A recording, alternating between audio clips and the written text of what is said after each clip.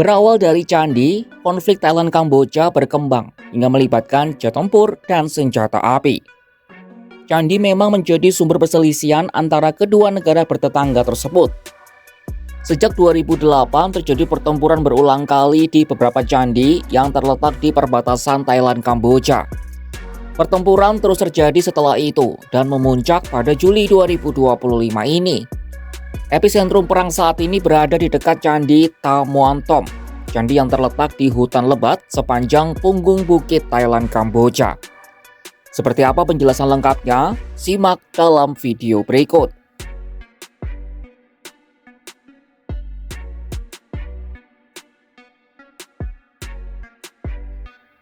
Selama puluhan tahun, candi era Kerajaan Sriwijaya telah menjadi sumber konflik dalam sengketa perbatasan antara Kamboja dan Thailand. Masing-masing negara mengklaim kepemilikan terhadap tempat ibadah berusia berabad-abad di pegunungan yang memisahkan kedua negara. Dua candi yang paling sering menjadi sengketa adalah Candi Preh Vihir dan Candi Ta Muan Tom. Keduanya adalah kuil Hindu era Khmer yang berjarak sekitar 150 km. Perselisihan soal kedua situs suci ini telah memicu semangat nasionalisme di kedua belah pihak. Tapi mengapa dua candi ini diperebutkan? Seberapa penting memang fungsinya? Pertama, kita akan bahas dari Candi Preh Vihir terlebih dahulu. Candi ini dibangun pada abad ke-11 dan terletak di perbatasan antara provinsi Preh Vihir di Kamboja dan Sisaket di Thailand. Awal mula konflik bisa kita tarik mundur pada tahun 1962 saat Mahkamah Internasional atau ICJ memutuskan Candi Preh Vihir berada dalam wilayah kedaulatan Kamboja. Namun Thailand tak terima dan mencela putusan itu yang mereka sebut mengeluarkan putusan berbasis peta kolonial Prancis. Tak ingin kehilangan situs berharganya, Kamboja mengajukan tawaran yang menetapkan candi itu sebagai warisan dunia UNESCO pada tahun 2008 yang memicu kembali permusuhan. Lanjut ke 11 November 2013, Mahkamah Internasional kembali menguatkan putusan 1962 yang menyerahkan Preh Vihir ke Kamboja. Sebagai langkah lanjutan, Thailand harus menarik mundur pasukan dari kawasan tersebut. Namun Thailand keberatan dan mendesak penyelesaian sengketa perbatasan di sekitar Preh Vihir dilakukan melalui mekanisme bilateral. Namun keinginan Bangkok tak menemukan titik temu. Sengketa terus bergulir dan memuncak pada 2025 ini. Media Khmer Times melaporkan Thailand melancarkan serangan udara di reruntuhan Preh Vihir pada Kamis 24 Juli 2025. Pihak Kementerian Kebudayaan Kamboja menyebut candi itu mengalami kerusakan signifikan dan menyalahkan Thailand, menyebutnya sebagai bencana budaya dan tragedi moral. Konflik di sekitar Candi Preh Vihir meluas ke Candi Ta Muan Tom yang berjarak sekitar 153 km ke arah barat. Sebenarnya ada juga candi lain seperti Ta Muan Tok atau Ta Krabe, tapi kita akan fokus dulu ke Ta Muan Tom. Ta Muan Tom adalah bagian dari kompleks Candi Ta Muan, kelompok candi Hindu Khmer abad ke-11 yang terletak di sepanjang perbatasan Thailand-Kamboja. Situs suci yang didedikasikan untuk Dewa Siwa ini terletak di Pegunungan Dang Rek.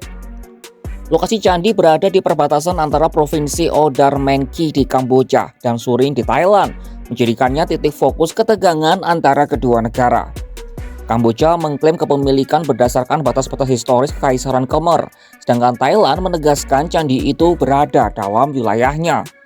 Kompleks Ta Muan Tom juga mencakup dua candi lain yang lebih kecil, salah satunya adalah Ta Muan Toch. Meskipun dilindungi sampai batas tertentu, sebagian besarnya tinggal reruntuhan.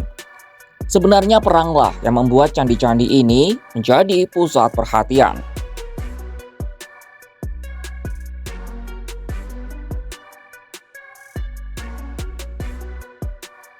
Dalam perkembangan terbaru, Thailand mengerahkan 6 jet tempur F-16 untuk menyerang Kamboja, menyusul eskalasi konflik di wilayah perbatasan. Ke-6 jet tempur F-16 ini berangkat dari Pangkalan Udara Ubon Ratchani pada Kamis 24 Juli 2025 untuk menyerang target militer Kamboja. Serangan itu dilakukan setelah bentrokan bersenjata terjadi di 6 titik perbatasan, termasuk penembakan oleh pasukan Kamboja ke arah pangkalan militer Thailand di Provinsi Surin. Imbas saling serang yang terjadi, pemerintah Thailand melaporkan lebih dari 100.000 warga sipil Thailand terpaksa mengungsi dari wilayah perbatasan menyusul bentrokan bersenjata dengan Kamboja. Dilaporkan ada 16 orang yang tewas akibat bentrokan tersebut. Thailand merinci ada 14 orang dan 1 tentara tewas. Meski deru serangan artileri, roket hingga jet tempur masih memanaskan bentrokan antara dua kubu, namun analis menilai konflik Thailand dan Kamboja tak akan meluas di luar perbatasan.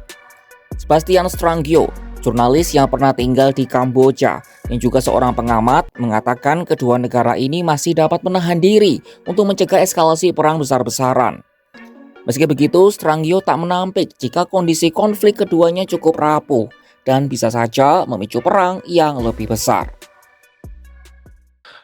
So far, I think Thailand's response has been quite restrained, given the fact that Cambodian rockets have hit civilian targets inside Thailand. I think that the Thai army claims that it is restricting its attacks to military targets only, but if it decided fully to unleash the dogs of war, I think that it could cause a huge amount of damage to Cambodia and potentially to the Cambodian government's political position. But for the moment, they seem to be exercising restraint. But if this, like I said, if this war was to escalate, I think Thailand enjoys escalation dominance, and it would, would almost certainly win, if we can use that phrase, any war. Dari batu jadi bara, dua candi kuno, warisan peradaban, berubah jadi medan sengketa yang membara. Thailand dan Kamboja tak hanya berdebat soal sejarah, tapi saling lempar serangan di langit dan darat. Warisan budaya kini retak di tengah amarah, diplomasi tertinggal di belakang deru jet tempur. Ketika situs suci jadi sasaran dan rakyat sipil terpaksa mengungsi, kita diingatkan, yang seringkali dalam konflik bukan hanya tentara, tapi sejarah, kemanusiaan, dan akal sehat itu sendiri. Saksikan kabar lainnya hanya di kanal YouTube Kompas.com.